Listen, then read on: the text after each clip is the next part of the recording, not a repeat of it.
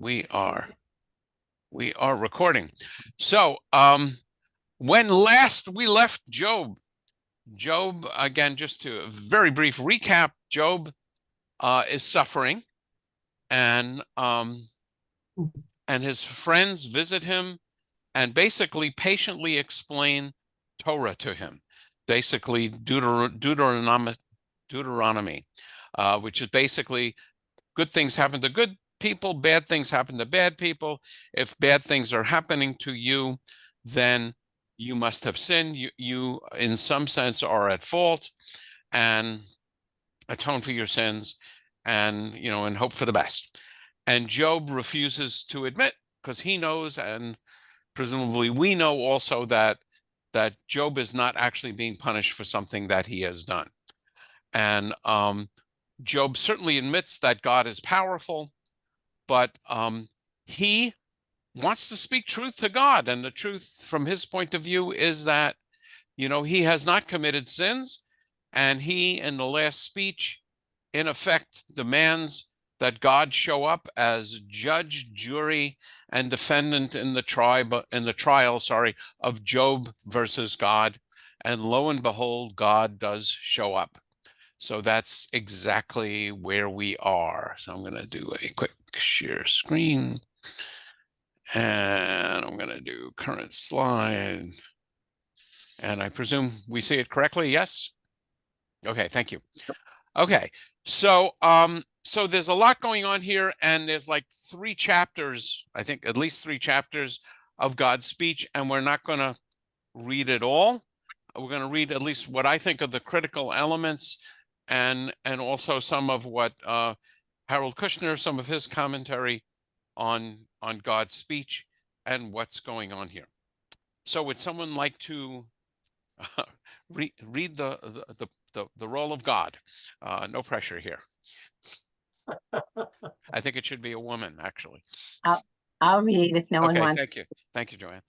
All right. Then the Lord replied to Job out of the tempest and said, "Who is this who darkens counsel, speaking without knowledge?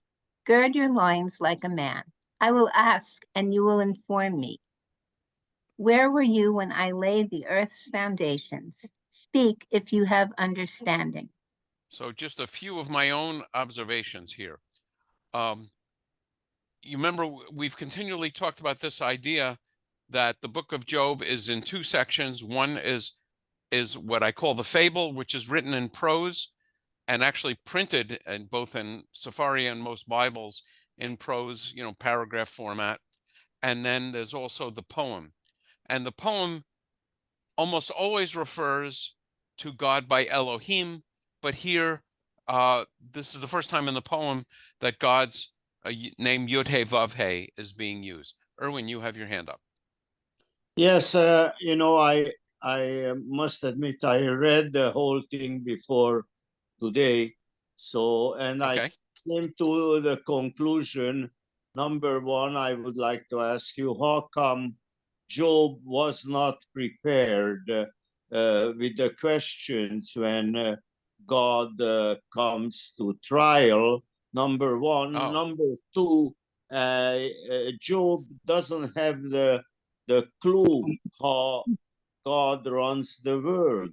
So God, I think when I was reading it, God makes a fool of him because God asked him questions and Job cannot answer. So how do you prepare for a trial if you are not prepared to ask the proper questions? Yeah, I mean, I think that's a good critique if you were a lawyer, but I think how would you answer these questions?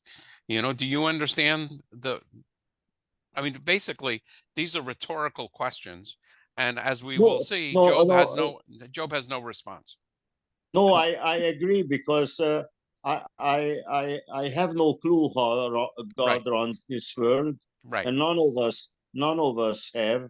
But Job brings God to a trial, and God is defending himself and makes a fool out of him. Well, I don't think God makes a fool out of Job, because Job at least speaks truth listens to his adversaries, listens to his friends, has the chutzpah, the strength, the fortitude to challenge God. And well, we'll see how it all turns out. But it's a very important observation. Thank you. So just a couple of other observations, as we go along here. One important thing is Job basically poses lots of questions that he wants to raise with God in the poem, and God doesn't answer any of them. God basically responds with other questions. I mean, in essence, what God is saying here is, I'm God, you're not. You've asked all these questions of me. How can you possibly understand, what it's like for me to run the universe? Yeah, that's what I'm saying. Yes, and that's the answer. And there is no way that Job can really respond to that. Jim.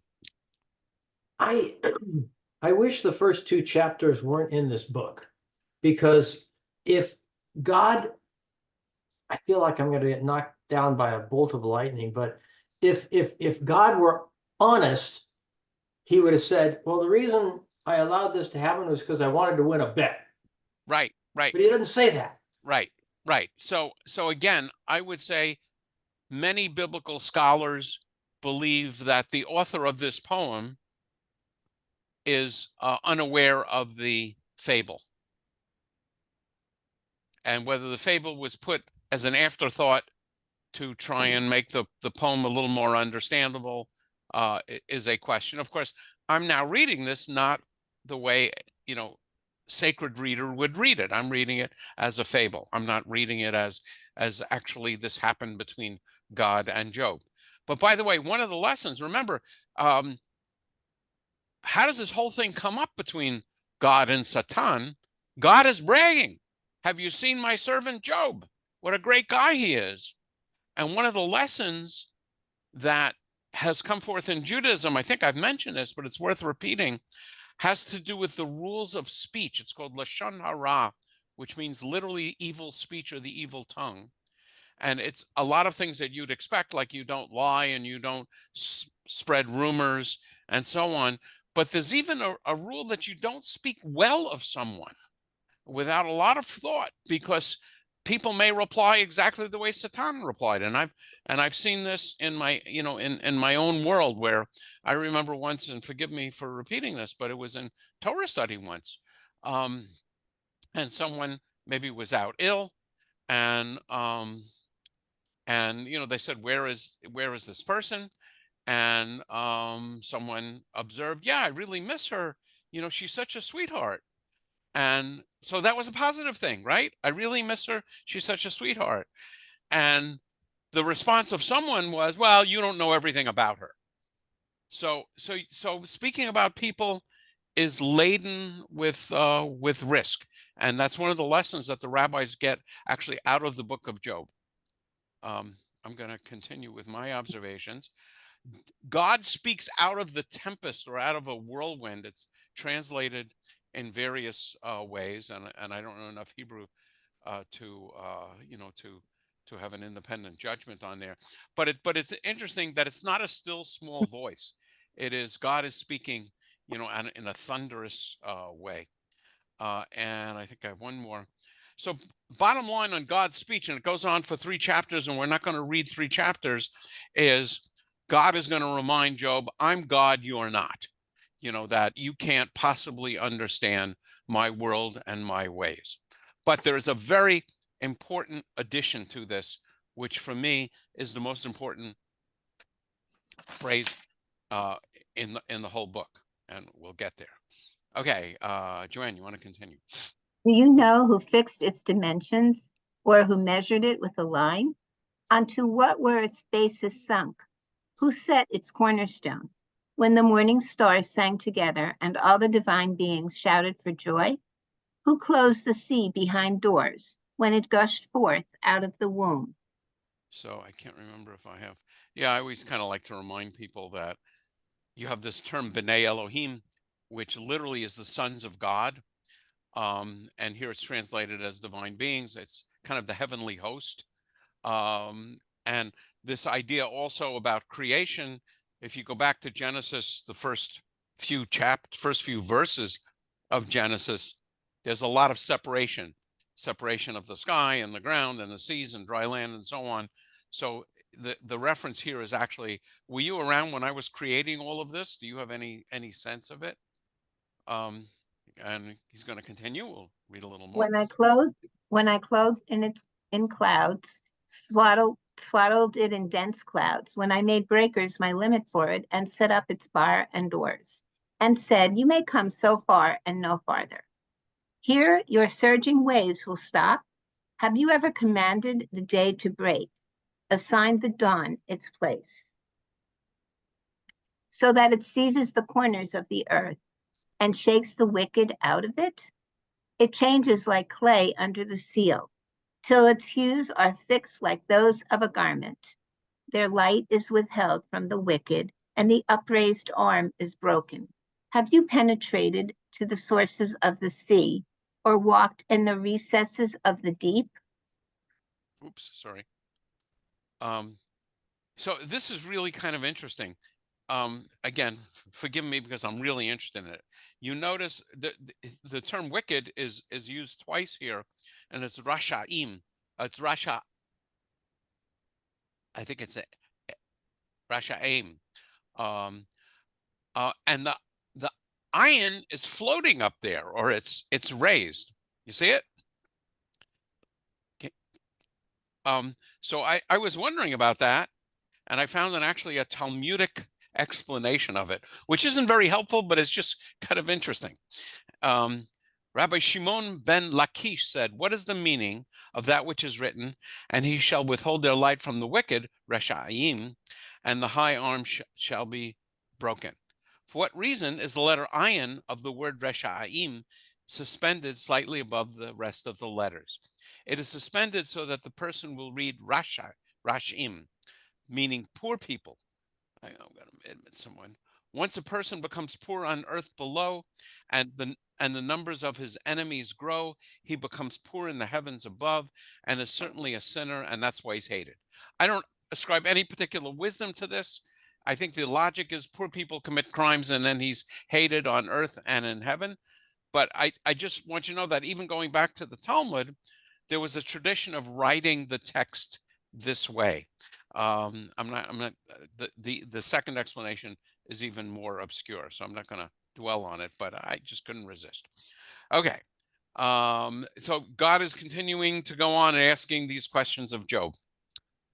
Have the gates of death been disclosed to you? Have you seen the gates of deep darkness? Have you surveyed the expanses of the earth?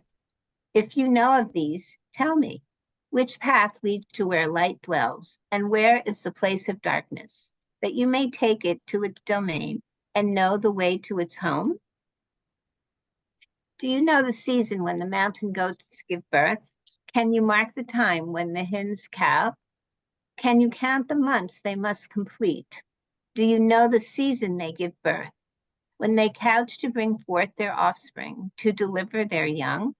Their young are healthy. They grow up in the open. They leave and return no more. So chapter 9 begins a recitation of the parade of animals. The continuing point is God saying, it's not all about you, Job. Job is, like most of us, fixated on his own life. Why me? You know, how can this be happening to me? And on another, in a sense here, and I'm now really relying on Kushner's commentary, is God reminding Job, there's a lot going on in the universe that doesn't have anything to do with you. So, sorry. So anyway, I mean, there's several chapters going on with God doing these descriptions, and now, he's going to continue. Oh, and we're going to hear Job's reply. The Lord said in reply to Job, shall one who should be disciplined complain against Shaddai? He who arraigns God must respond. Okay, so Job? I'll read Job. And Job said in reply to the Lord, see, I am of small worth. What can I answer you? I clasp my hand to my mouth. I have spoken once and will not reply, twice and will do so no more. So Job is silent. or silencing himself. A dramatic change from the earlier verses where Job responds to every one of the friends. God continues on in the same vein with an extended discussion of taming Behemoth and Leviathan. And as you'll see, this is interpreted by Harold Kushner as representing the chaos in the universe that even God cannot overcome. So I'm gonna read a little bit from this book. It's the book is by Harold Kushner, and it's called "When Bad Things Happen to a Good Person," which is really this commentary on the book of Job. Those are God's last words from the whirlwind, what we just finished reading. What is he saying in chapters 38 and 39? I hear God saying, what gives you the idea that you and I are on equal footing, like two neighbors settling a dispute? I created the world and everything in it, but I didn't stop there. I made sure the world would remain a livable place, sending the rain so that crops would grow. I arranged for a variety of animals to know when it is their mating season to perpetuate the species. Then God pauses and Job admits that he's overmatched and overwhelmed. Had the speech from the whirlwind ended there, had the book essentially ended there, God would have intimidated Job into withdrawing his challenge. Son, you don't want to mess with me. But he would not have answered the question. That's why chapters 40 and 41 are so essential. In these passages, I find God saying, I didn't simply create a world that would run by itself. It was a world that depended on my constant involvement and intervention. Behold, Behemoth and Leviathan, my creatures. They are responsible for most of the misery in the world, most of the bad things that happen to people like you who deserve better. But I need them in order to bring about the kind of world I had in mind when I created it. Behemoth is the primal life force that gives people the energy to do things and to have an impact on the lives of other people for good or ill. Thousands of years from now, a man named Sigmund Freud will call it id and eros. Part of it is sexual. That is the significance of the priapic male organ referred to in 4016. That part of it is probably responsible for more happiness, more pain, more joy, and more anguish for anything else in my universe. But would you prefer a world without love, a world without the drive to find that one special person who makes you complete, restoring the wholeness created in the Garden of Eden, a man and a woman coming together to become one flesh? Without Eros, life would not replenish itself. For all the problems it creates, for all the grief it generates, a world without Eros would be a world without love, a world without children, a world deprived of the motivation to make things better for future generations. So now, again, Job is responding to God, and we're still in the poem. Job said in reply to the Lord, I know that you can do everything, that nothing you propose is impossible to you. Who is this that obscures counsel without knowledge? Indeed, I spoke without understanding of things beyond me, of which I did not know. Hear now, and I will speak. I will ask, and you, God, will inform me. I've heard you with my ears, but now I see you with my eyes. Therefore I recant and relent, being but dust and ashes. This verse 5 is the one now I'm going to show you, I think, 10 different translations of. But first, Erwin. You're muted, Erwin. We can't see you. Okay. I don't understand why all of a sudden Job agrees with God. And I think one of the reasons is because he feels that if he agrees with God, God gonna award him for because he agrees with him. And number 5 is that why does he say, I see you with my eyes? That is contradictory to me, to anything what we know, because you cannot see God with your eyes. Okay, so what I would say is, Job is saying, I see you with my eyes. And God speaks to Job out of a whirlwind. Whether he sees the whirlwind, whether he actually sees God, there are also places in Exodus where people see God. I know also in Exodus it says you can't see God and live, but there's inconsistency. So I think Job, I actually don't see I could be wrong about this, and I'm interested in hearing others. I don't see Job cowering in hope of getting benefits. I think Job is genuinely coward. I mean, Job has actually had God show up and address him and basically say, here you are, a mere mortal man, you have these questions for me, but your mind can't contemplate what I contemplate. And Job basically says, and now the question is, what does he say in verse 6? I recant and go ahead. Rabbi, that's why I am studying Torah and beginning every year from the beginning, because my mind cannot comprehend everything what is written in the Torah. Oh yeah, yeah, and I'm with you on that. And what I would say is, one of the images that I love is, and I know, many of you are familiar with this, is the blind people examining the elephant. Oh, yeah. And, those that are looking at the legs think the nature of the elephant is like a tree. And someone examining the tail says the nature of an elephant is like, a rope, and so on. And so I never forgot when I think the first time I ever heard you at Torah study, and we were discussing it why we are studying Torah every year, and you had a very good example that your wife made a Torah cover one year, a lace Torah cover, and every year we peel off a different lace from the Torah, so we can try to understand.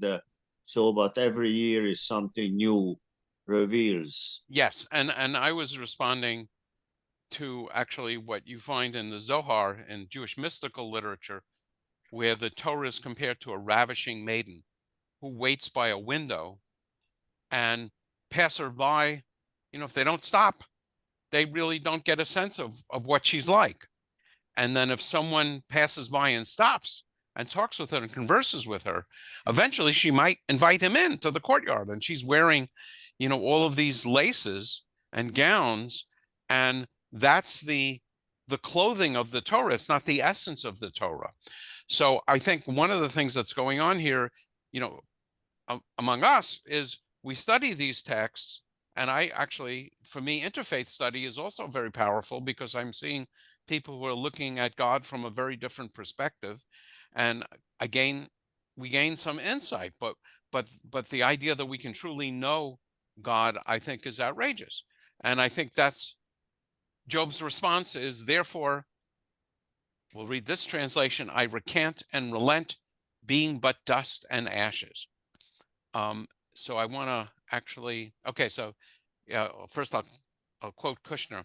Job's questions have been answered, his doubts erased not by the content of God's words, but from the whirlwind, but by the contact. He has met God, and all theological quibbles have melted away. And, Abraham Joshua Heschel speaks about moments of awe, of contact with God. And I hope, that you've had these moments, which are really not left brain intellectual, inquiries of the nature of God, but are just very powerful experiences of being in the presence of God. Larry Kushner, not Harold Kushner, Larry is something of a Kabbalist. He wrote of an experience where I think he was talking to maybe children or teens, young adults, and he began the discussion by, asking the question, how many of you believe in God? And it wasn't so many. And then later in the discussion, it wasn't immediate, but he asked another question, how many of you have experienced being in the presence of God? And almost everyone raised their hands. So the experience of being in the presence of God is not intellectually equal to believing in God. And I think that's one of the things that at least that's what I see happening to Job here.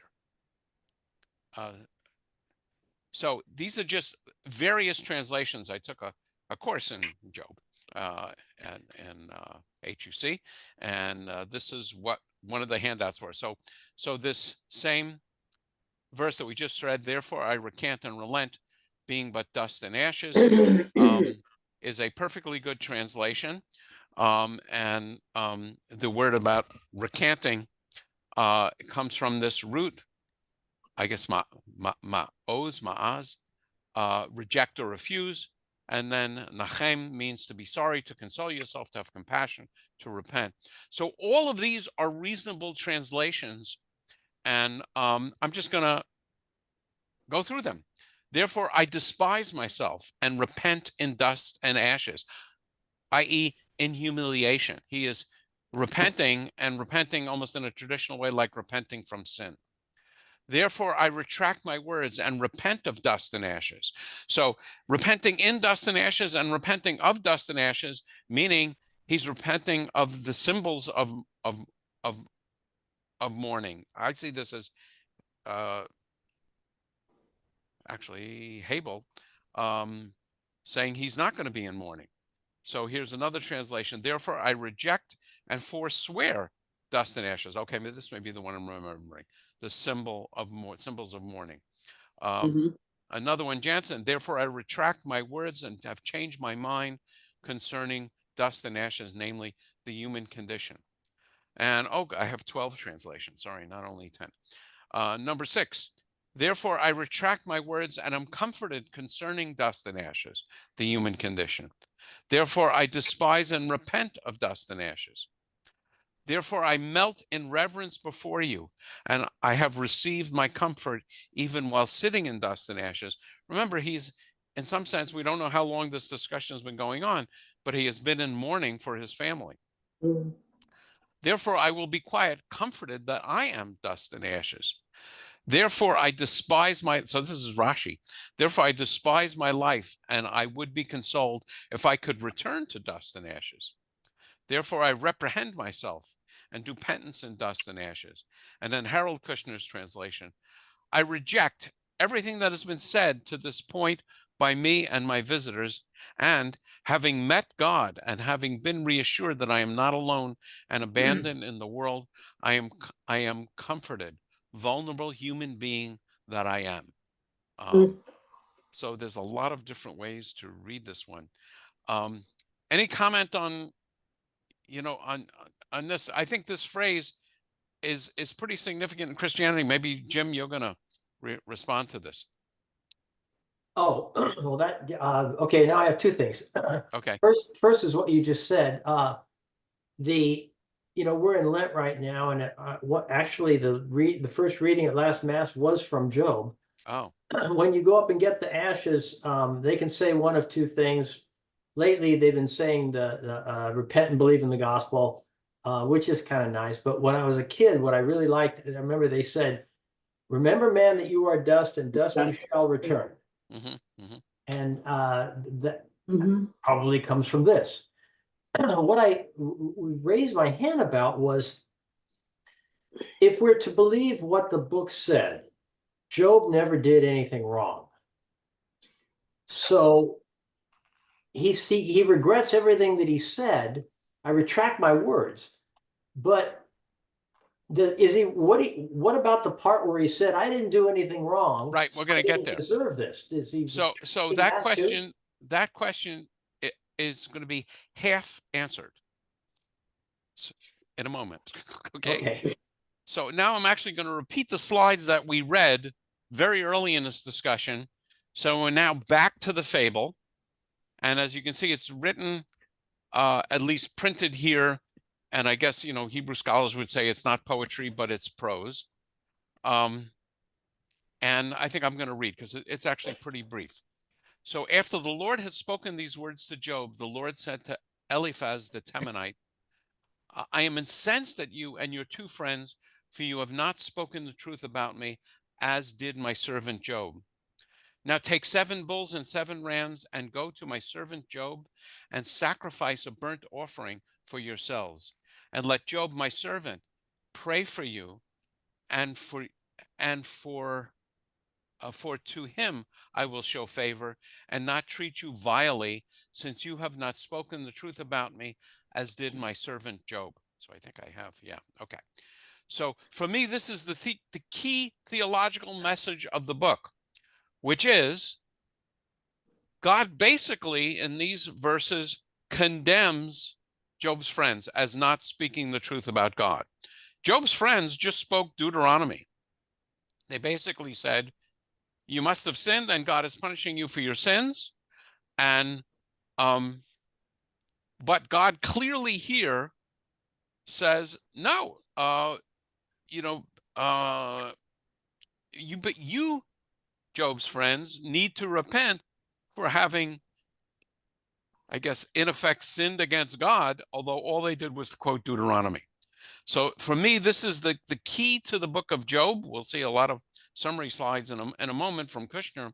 But for me, the key to the book of Job is that it's not as simple as good things happen to good people, bad things happen to bad people, which is what we read in Deuteronomy, basically.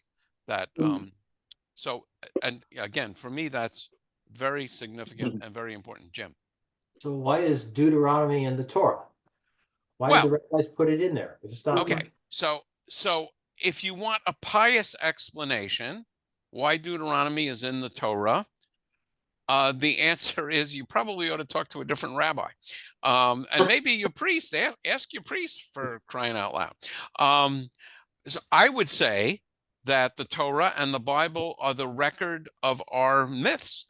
Actually, I'm going to have an answer for you, because I think Deuteronomy made sense in our spiritual infancy. I actually have this analog, which I will get to maybe tonight, maybe next week, about how when you're small, your parents are all powerful and all just and completely in control, and that's fine. And your parents work miracles for you, and that's fine. So I think the early books of the Torah are a record of our memory of our relationship with God in our spiritual infancy. That's a good answer. Yeah. Okay. But Jerry. I believe that Deuteronomy exists because we needed closure for Moses and hear his final addresses and reminders. And so it's part of the Torah for all those reasons and probably a lot more. Oh, yeah, there's a lot of stuff in Deuteronomy other than, if you obey my commandments, you'll have plenty of kids, your cattle will be fertile, the rain will occur in its own times. And if you don't, the curses for people who sin in Deuteronomy are almost unspeakably graphic. The one example, well, there's a book called As a Driven Leaf, and that comes, I think it's out of Deuteronomy. And basically what God says is, if you're not faithful to me, you will be so afraid in your life that the sound of a leaf being blown on the street will cause you to run for your life. But even more powerful than that is this line that you will be so hungry and ravaged that parents will fight over the flesh of their children to eat. And I don't know how you can get more graphic than that. And the only problem with that part of Deuteronomy is it's clear it's not true. Bad things happen to good people and good things happen to bad people. Henry, who is clearly in the good people. Yeah, one of the things that's important in Deuteronomy, I think that we need to remember, the Shema's in there. Yes. And so, that's one of the cornerstones, the Shema. So yes. So and the verse in the Shema in the V'ahavta that we don't read talks about, if you obey my commandments, rain will come in its time, right. and so on. And that's in a traditional reading of the Shema and the V'ahavta. And the Reform movement got rid of it because we don't believe the Reform movement. You can believe whatever you want to believe, but the Reform movement as a movement rejected that idea of sort of instant and perfect divine reward and punishment. So Eliphaz the Temanite and Bildad the Shushite and Zophar and the Nahamite went and did as the Lord had told them, and the Lord showed favor to Job, and the Lord restored Job's fortunes when he prayed on behalf of his friends, and the Lord gave Job twice what he had. And we read this before, and his brothers and sisters and former friends came to him, and they had a meal with him, and they consoled and comforted him for all the misfortune that the Lord had brought upon him. And he gave them each one something, and each one a gold ring. Then the Lord blessed the later years of Job's life more than the former. He had 14,000 sheep, 6,000 camels, 1,000 yoke oxen, 1,000 she-asses, which is double what he had in chapter 1, and 7 sons and 3 daughters, just the same as he had in chapter 1. But we get the names of the daughters, which is kind of interesting. And nowhere in the land were women as beautiful as Job's daughters to be found. Their father gave them estates together with their brothers. Afterward, Job lived 140 years to see 4 generations of sons and grandsons. And so Job died old and contented. So, well, we might be able to finish this tonight. So here's what I would say are Kushner's key points on Job. And I've been referring to these over and over again. First, even God can't completely control nature. Now, we didn't read God's speech carefully, but he sees, and I actually read some of the material that I'm now referring to. Kushner sees God's whirlwind speech as saying, "I'm God, you're not. You can't possibly hope to understand me." But even God can't completely control Behemoth, symbolic of the primal force of life that gives people the energy to do things and have an impact on the lives of others for good or ill, what Freud calls it or eros. It's the acquisitive instinct of the Yetzer Hara. And Leviathan, the book of Job just goes on for verse after verse describing Leviathan, representing the agent of God, of chaos. God limits God's power to allow free will, and God limits God's power to even control nature. This is actually very important. I would say this is the essence of Kushner's theology, is that God can't control nature because nature follows its own laws. Olam kiminchago nogeh. And we're going to look at the Talmud briefly on this subject. And then so God's power is not to control, but to enable. So my take on Job, which you've been hearing all along, Job says God is all powerful throughout his speeches. And chapter 9, if you want to go back and review it, is a clear example of that. But Job says that God is not just. And I just have a few examples of that here. Job is saying, though I were blameless, he shall prove me crooked. It is all one, therefore I say, he destroys the blameless and the guilty. I shout, but I can get no justice. And then, in these chapters, an extended discussion of how good things happen to bad people. And he actually swears by God who has deprived me of justice. Job affirms that a bad thing has unjustly happened to him. Again, how many are my iniquities and sin? Advise me of my transgression and sin in chapter 31. And by the way, this is not necessarily referring to Satan and that stuff, but this is basically Job's statement, as it's true, in our lives, and it's certainly true in Harold Kushner's life, that a horrible thing happened to his young son, who couldn't possibly be guilty of the kinds of sins that would make that just. Job's friends affirm the teachings of Torah and Deuteronomy, saying, if bad things have happened to you, you must have sinned. They say God is not good in response. They say Job, is not good in response to Job saying God is not good. And they get increasingly angry and assertive. Job, as we said, finally shows up, finally demands that God show up. And God says, I'm God, you're not. You can't understand my ways. You try creating the universe and taming it if you're so good. And Job responds by yielding. And then this point that I emphasize, that God is incensed at the friends. So I want to just quote 2 sections of the Talmud on this question of theodicy. And theodicy is a technical term in theology which refers to the problem of how do we reconcile the idea of an all-powerful, all-good, all-loving God with evil and tragedy. And for me, evil is a consequence of people's free will. Tragedy, I think, is the more difficult issue. What happened, to Rabbi Kushner's son, to things in our own lives, what happened to people you love. So here's a section in the Talmud. I finally looked this up. I've been quoting it so long. So a father asked the son to climb a ladder and bring down nestlings to him. The son gets a ladder and does so, fulfilling the only two commandments for which one is promised a long life. In Deuteronomy, it says, honor your father and your mother as the Lord your God has commanded you. Then you will live a long, full life in the land the Lord your God is giving you.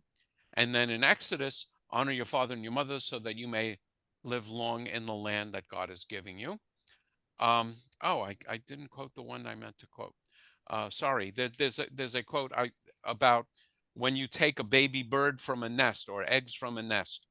I just quoted the Ten Commandments twice. There is a commandment that says, shoo away the mother bird. And if you do so, you're guaranteed a long life. So on the way down, the ladder breaks. And the Gemara, the Talmud, is speculating on the reason. And they say maybe the story didn't happen. Or they're saying maybe the son was thinking evil thoughts. And, there's arguments about all of these things. And then they say, I think many of us would say, maybe the son's long life and the son's reward will be in the next life. But they finally come to the majestic theological conclusion that the ladder was broken.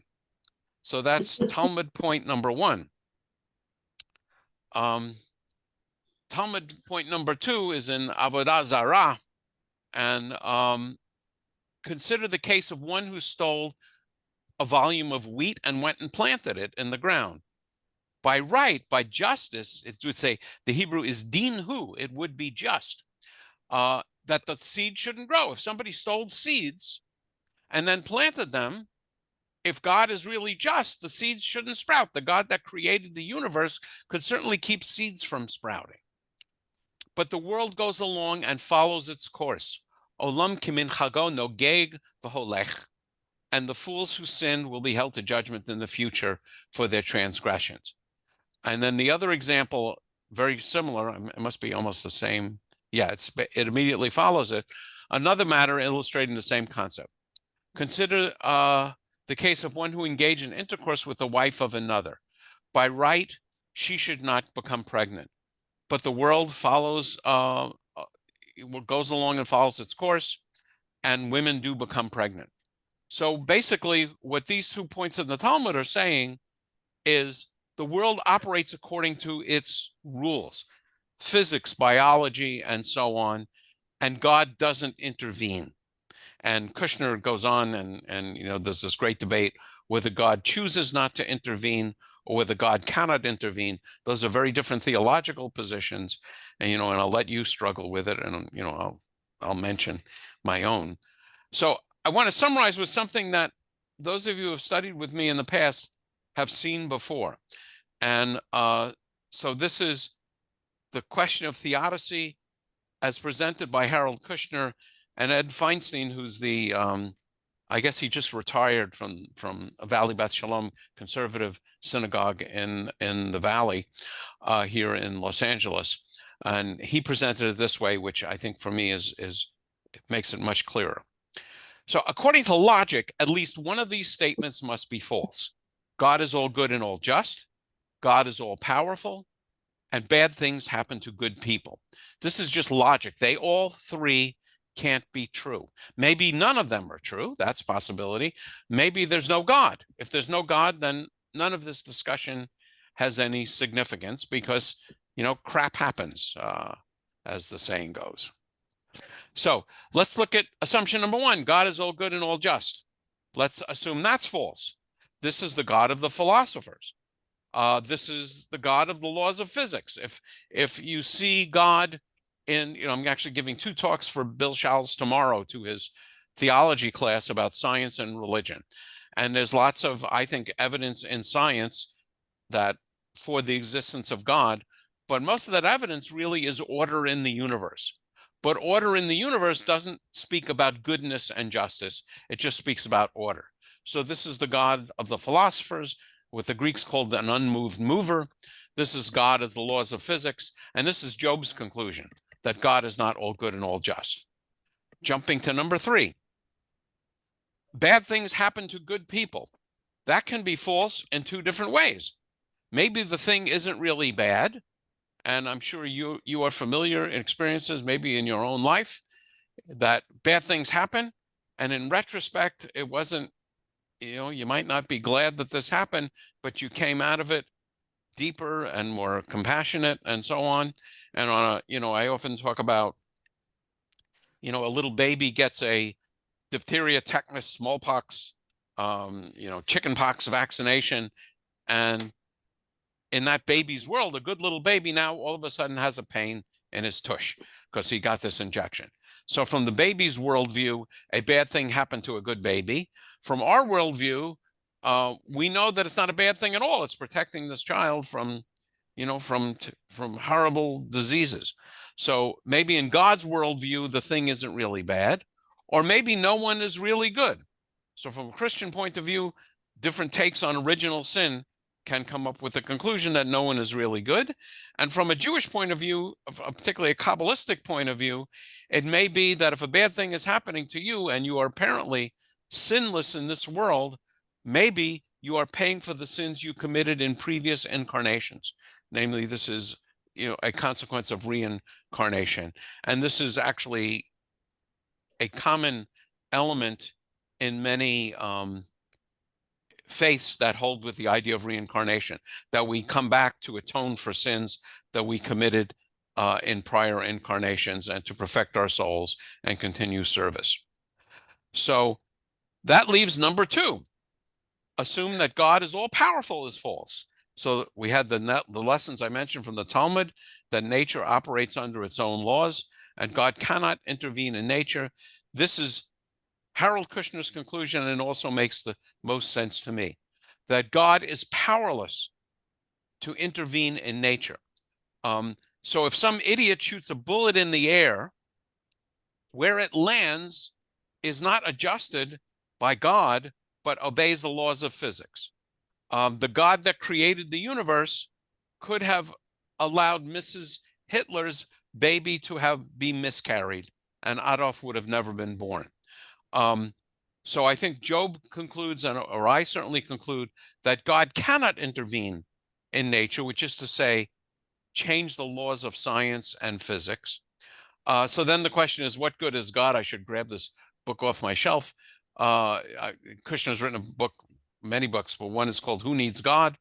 And in that book, he makes the point that God's role is not as a marionette operator, puppet master, but as a teacher, inspirer, commander, friend, and companion. Jim. In thinking about this, have you ever thought that it's not that God is not all powerful, but God purposely sets these laws of physics in motion and then purposely sits back and lets them play out, even though God could change them, he chooses not to? So that, yes, I think about this a lot.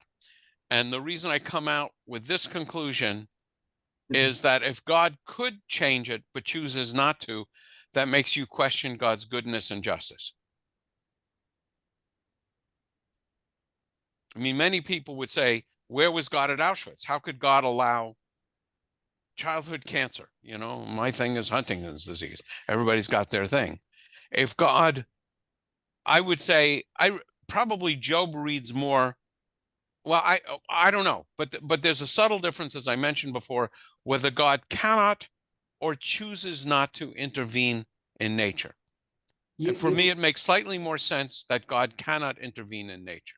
You must have thought about this God that can't do everything, is not all powerful, yet is able to, in a millionth of a millionth of a millionth of a millionth of a millionth of a second, 13.7 billion years ago, create everything. Yes. That guy isn't all powerful. Yes. Okay. So I would say God created the universe. And I would say a central teaching of Judaism is creation is not complete. And God's plan was to create Leviathan and Behemoth in the language of Job and depend upon people to make the universe the one that God has in mind. And God cannot do that without people. That's a very, anthrocentric view of the world. But that's where I come out. Erwin, and then Chris. I I have two conclusion about Job. Number one is that God, what Jim said, God all powerful and sits back and watches, but also God gives us the opportunity to change things to the bad or to the good. Right. And this is our free choice. Yes, I And agree number with that. two, I don't know if you agree or not, but I read, the novel Old Man on the Sea, and San Diego's story is very similar to uh, uh, Job. Only the difference is that he is pulled out to the sea and a big storm is coming and all sorts of things is happening to him. But after the storm, God pulls him back to the shore and he is saved. The same way Job is saved at the end of the story. Okay, I need And to reread that. Hemingway wasn't a religious man. I don't know if he had anything to he ever read Job's, but the two story has a very similar line. And the other thing I want to say is, I think in my experience, I am sure it is your experience also, that God, when something happens to us, God challenges us to always ask, why me? And the challenge is not to ask, but to accept. No, I don't agree with that. But I do think we should also ask the question, why me, when good things happen to us? Yes, yes. Chris.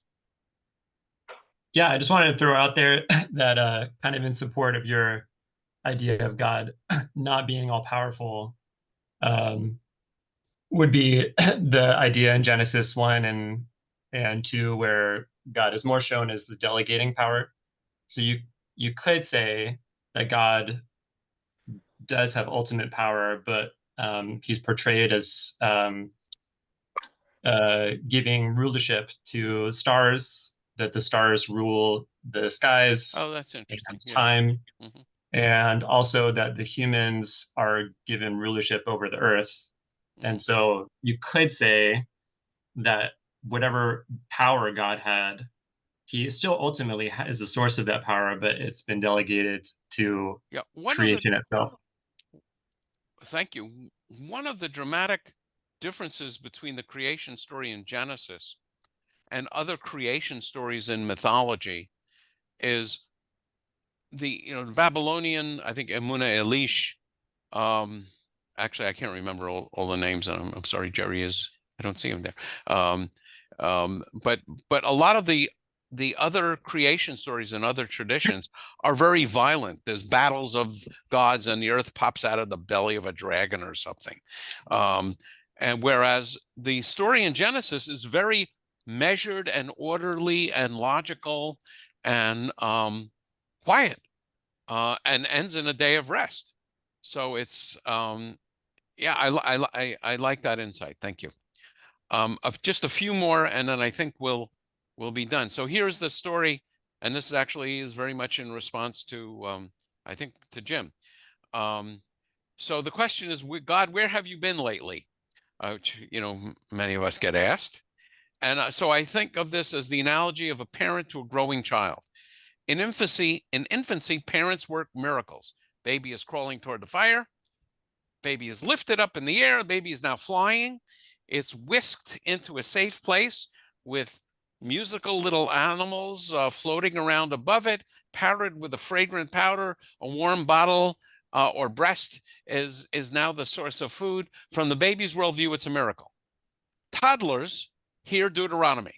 Parent says to the child, don't play in the street. If you play in the street, you're going to get hit by a car. They don't hear, if you play in the street, there's a 5% chance a car may come along, and a 10% chance the driver won't see you, leading to a 0.5% chance that you might be hit by a car. No. As the toddler hears, if you play in the street, you're going to get hit by a car. You know, if you run with the scissors, you'll poke your eye. Well, yeah, it's actually, I never thought about this one, but in A Christmas Story, if you have you know, the BB gun, you're going to shoot your eye out, right? Adolescents here, because I'm your father, that's why. I always tell the story of my son, who is an actor, and 16 years old, just got his driver's license. He's a pretty good actor. He was invited to join a acting company meeting in Hollywood. They were rehearsing in Hollywood pretty late at night, because most of these aspiring actors have day jobs, okay?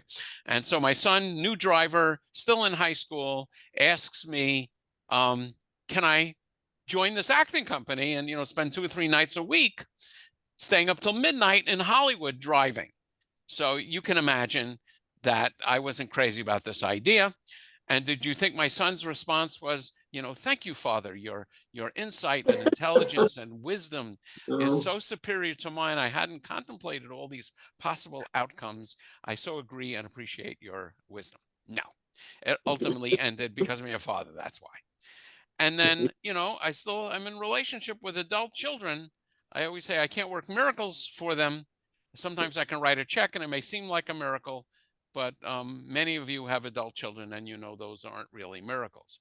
So the analogy, of course, is in our spiritual life. So I think in our spiritual infancy, God worked miracles. God split the sea.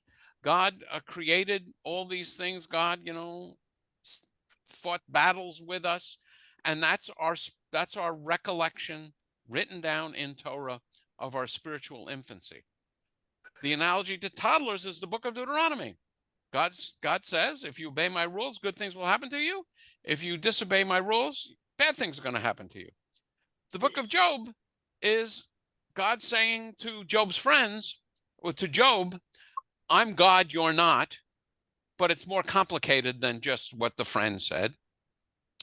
And then today, you know, I would say a relationship with God is like the relationship between an adult and the adult's parent, that there's power, maybe not miracles, but power in mutual love, in mutual understanding, in companionship, in sharing wisdom, in asking and answering questions.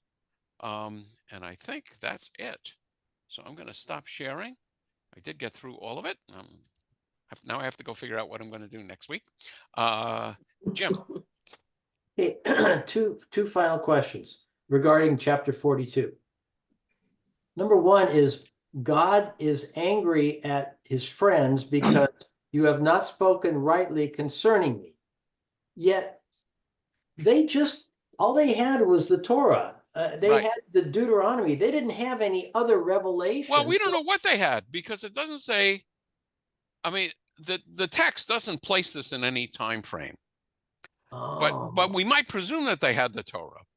So if you presume that they have the Torah, like we have the Torah, I would say don't read it simplistically. I think God is saying don't read it simplistically. You know, I think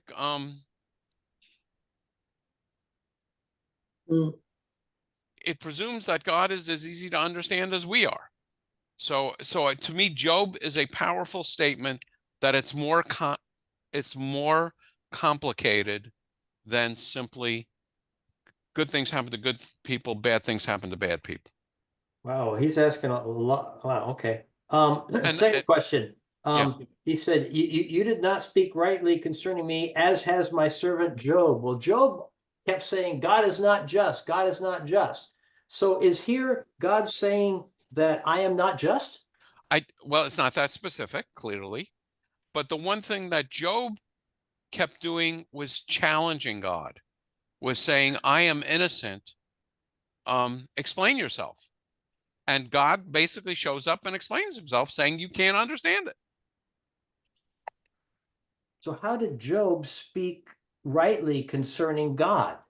I think he spoke rightly by saying it's more complicated than simply bad things happen to bad people, good things happen to good people.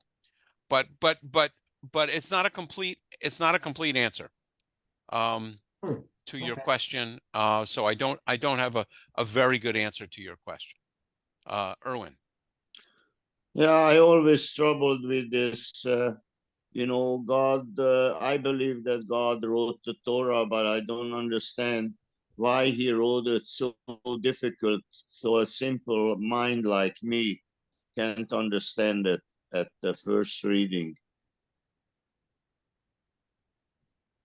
Because if we could understand it at a first reading, that would mean that God is as simple as we are, and that our poor minds could understand the entirety of God. And I would say God isn't much of a God if we could completely understand God. But what he wrote the Ten Commandments in such a simple form that we understand. The first part is God with us. Yeah, okay. So there's lots of commentary in the Torah. And what I would say is the thing that I love is the book of Job is in our Bible as a way of reminding us it's not that simple. And I don't have a better answer than that. Helena. Yeah, also, I think the Torah doesn't have simple meanings because, and life mimics that because things change and we change and the world changes. We know it changes. And so every time we study it, we see something else. And I think of, the sod, the hidden meanings that we find and a lot of times as we grow older. Right. But also not just age, but how often we are willing to look again. And that's why I think Torah study is so important. Yeah. And the idea of Israel being one who wrestles with God. If it was simple and easily understood, there would be nothing to wrestle with. Yeah. And there are times when I think I envy people that have simple, pure faith and don't have any of these questions or any of these problems. I think it must be a beautiful thing to live in that world. But I can't be there. I can't live there. It just doesn't work for me. So the answer that makes most sense to me, but it it's not consistent with Erwin's concept that God literally wrote the Torah. I would say the Torah is our recollection of our spiritual infancy. And as we grew older, we have other recollections of our relationship with God. And Job is a mature recollection of how that relationship has evolved. Because it's struggling with a question that as we age, we all eventually have to struggle with, which is, things aren't working out quite the way we hoped that they would. Rabbi, I have one more question. Do you think after we finished reading Job, did Job have faith in God or Job trusts God? Well, there's no Job, when you say faith in God, there's no question that Job believes that there is a God. I mean, Job could have responded by saying, Ein din ve'ein dayan. There is no justice and there's no judge. But Job never goes there. This book never questions the existence of God. If there's no God, then, so when you say faith in God, I'm not sure what you mean. Job absolutely has no doubt that God exists. And I would say Job at the end basically just has to trust that God has a role and God has a plan. And so he can't say anything. But interestingly, God says it's more complicated than what your friends say. That simply you're a bad person and that's why you're suffering. So go be good, don't suffer. And I will get out a plan for next time. I wasn't actually sure we'd finish tonight, so I don't have, and I'm going to be doing a bunch of traveling, so I will keep you advised of that too. But we'll come up with something for next time. If any of you have brilliant things you'd like to study, send me an email. And thank you for coming. You all have the patience of Job. That's good for at least 2 chapters. Thank you. Okay. Thank you, Rabbi. Thank Thanks, you. everyone. Bye. Bye-bye. Take Good care. night. Bye. Thank you. Good Good night. night. Good night.